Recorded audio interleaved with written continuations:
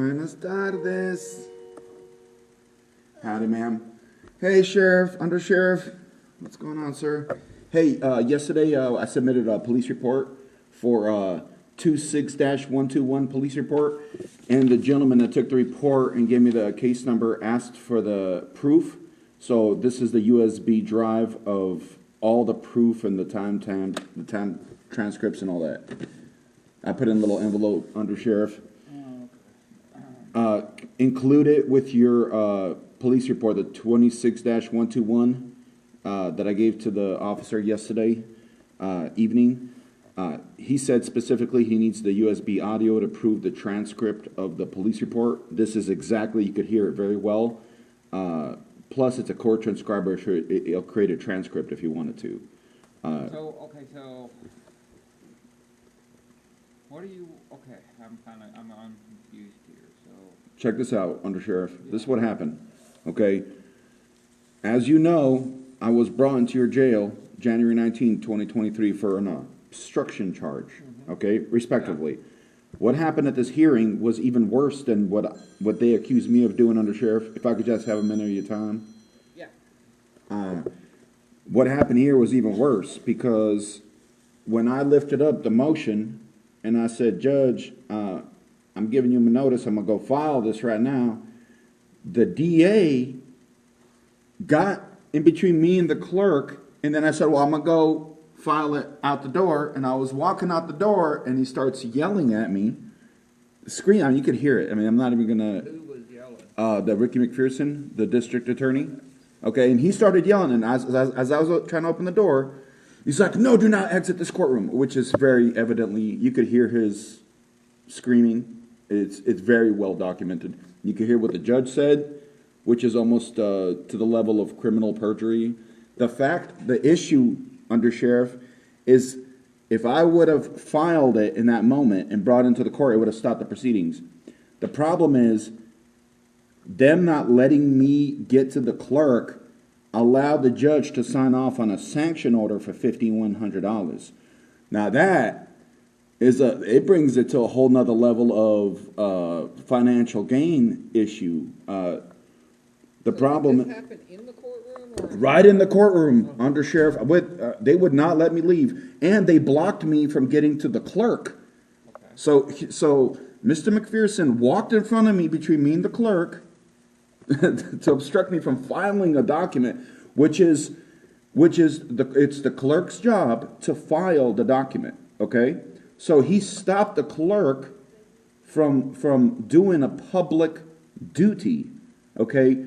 It's like... in this case number right here, is that ours? Or? Yes, sir. That's exactly the one that was given to me by the officer. And I have him jotting it down and everything. He brought it right here and he handed it to me physically. The gentleman yesterday, I got you all covered if you need the record on that. But the USB stick, you could hear the judge. You could hear everything. You could even hear the attorney saying, Judge, sign the orders and don't grant a stay. I mean, that is... Undersheriff, you know we've been doing this for a while. I would never file a police report that I did not find enough probable cause in. Undersheriff. Did the deputy get you a statement to fill out, or? I already filled it out. I already handed him under penalty of perjury statement, Undersheriff. Last night? Yes, sir, I did. Okay. Yes, sir. It was the original document, and Mr. Miller, it's also been filed in the case. So the clerk has it. You guys have the exact original. Mr. McPherson has it because they all been served the copy. The problem is Mr. McPherson is the attorney for the clerk, right? So he can't stop me from getting to the public office of the clerk. See, he can't represent the clerk and then use his attorneyship to stop me from getting to the public office. Because we were having a public hearing. It was not a private hearing, Mr. Miller. And as you know, the problem with this is if we are at an estate and the judge signs a financial obligation, I mean, Sheriff, I shouldn't even have to go to what that is. Okay, that's the level of embezzlement right there, Sheriff, Undersheriff. And I'm saying, Undersheriff, you know, I'm listening to you. I'm trying to write down.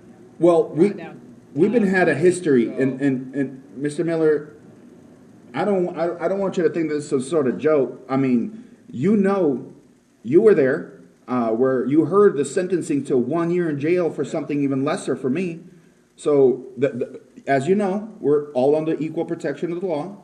Is that correct? So, Mr. Miller, you're a perfect example of what happened of a real obstruction case. Okay, if I really obstructed somebody, and that was the cause, then what happened there was even worse, and I have actual evidence of it. Okay, Mr. Miller? So are you wanting me to put this with the report? Yes, Okay. because, Mr. Miller, because the report I gave you goes hand in hand with the transcript that you're about to pull from that. And I'm actually giving you a really easy case, Mr. Miller, even though it's not my job to do so, but as a citizen, I'm obligated to assist. We appreciate all the help we can get. Well, I got you covered, and you know what? I'm willing to even testify to this, Mr. Miller, because, as you know, this is my own litigation against these entities, okay?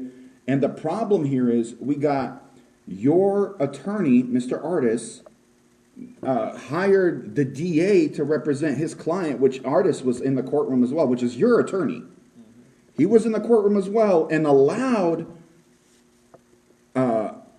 Mr. McPherson to act like that, acting as his client's technically attorney. So Mr. Artis also participated because he didn't stop Mr. McPherson for allowing me to gain access to the public office. That is, I mean, that's the clearest obstruction charge in the whole wide world right there. Well, I'll put this, I'll get with the, I'll have to pull that statement that you gave the deputy Yes. last night, and I'll read it, and I'll add all this. Yes, sir. And I mean, Take care of. I'm telling you, I went over it with my attorneys on this case, Mr. Miller. This is the best evidence of a private citizen giving you evidence of a actual obstruction. And Mr. Miller, you've seen firsthand how they treat obstructions around here. They take it as a serious manner. Okay, if I'm doing a year in jail for the obstruction that I committed, which was me just trying to go get my ID, was, as you see in the video, it's clear, it's on YouTube. I'm just saying, Mr. Miller, I'm asking for the same courtesy in this, because, Yep, I mean, handle everything exactly the same. So Okay. Let me see what I can get done. Is that, did you cut your hand? Is that blood or just ink? oh no, I was gonna say, I didn't know. no, Mr. Miller, I would not do anything that would jeopardize your safety, and if I was bleeding, I would never expose you Yeah, to. sometimes people don't know it. I was gonna get you a Band-Aid or something if you needed it. Mr. Miller, But all right. thank you, sir.